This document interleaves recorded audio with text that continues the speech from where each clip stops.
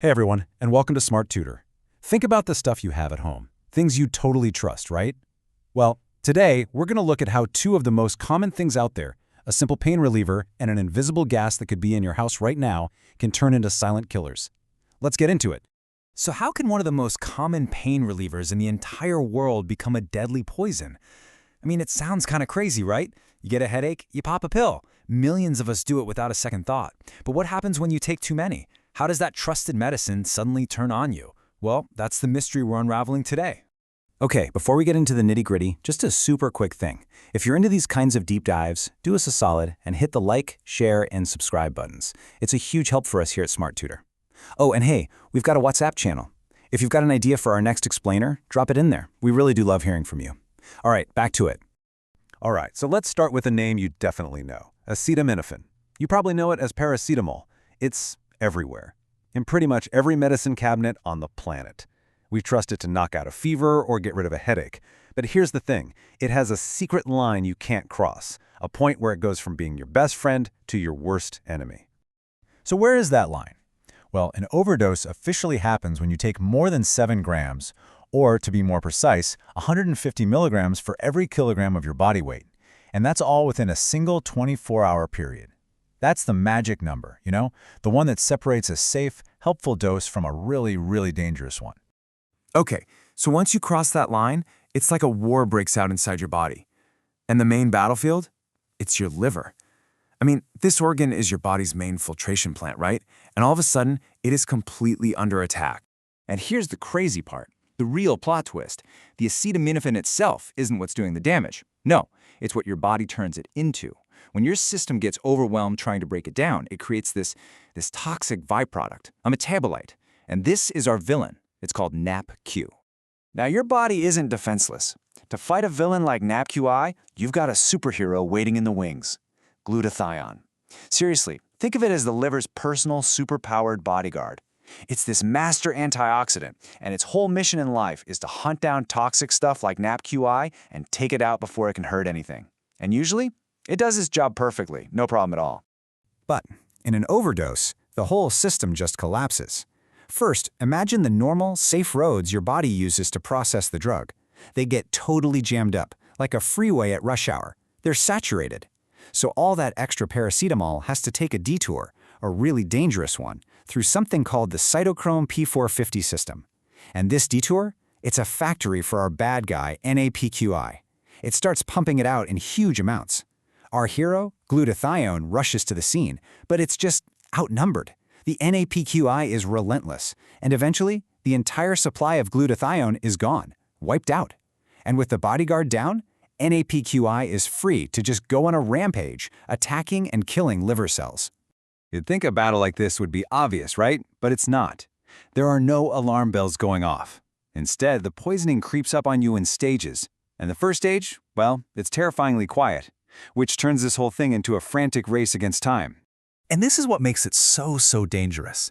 For the entire first day, 24 hours, you might feel perfectly fine.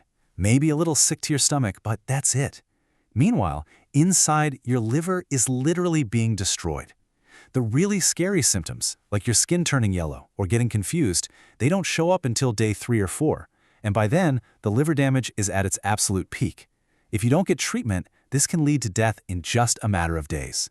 And it's not just the liver. Once that central command post goes down, it's a domino effect. The failure triggers a total system meltdown. Your kidneys can fail, your pancreas gets inflamed, your brain can actually start to swell. Even your blood stops clotting properly. It's a full-blown crisis, and it all started with taking too many pills.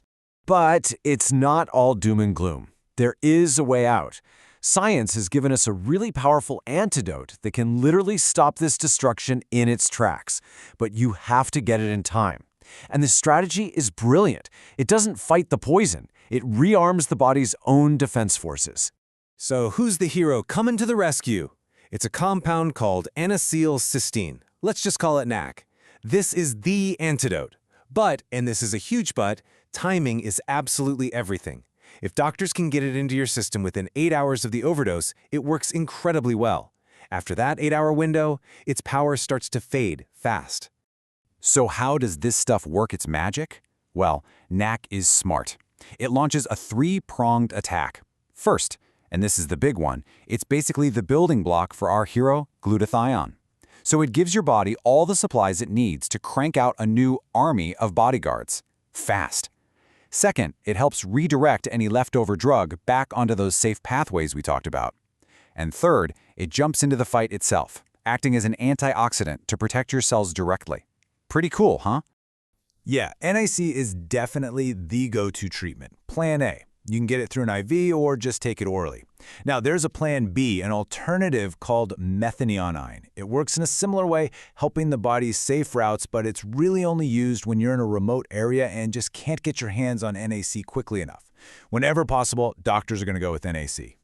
Now, besides the antidote, there are a couple of other things doctors can do.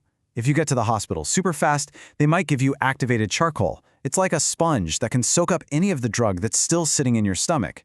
And in the worst case scenarios, where the liver is just too far gone, the only thing left to do is a full liver transplant.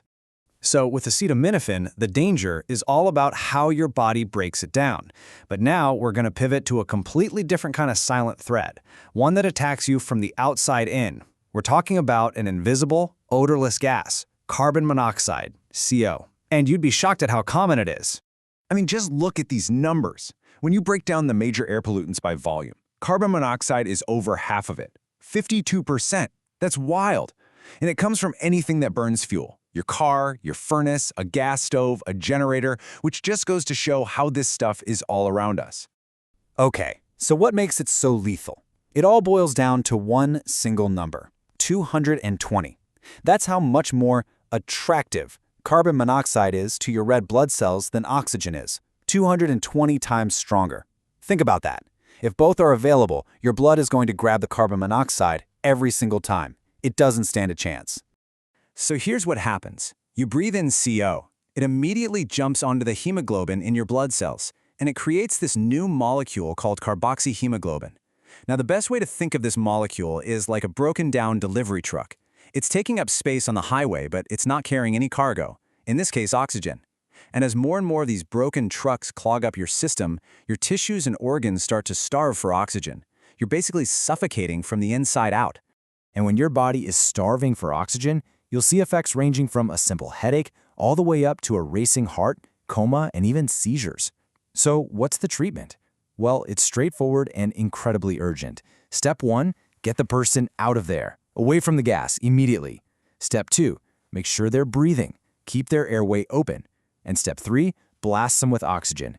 Usually it's with hyperbaric oxygen, which uses high pressure to literally force the CO off the blood cells so oxygen can get back on.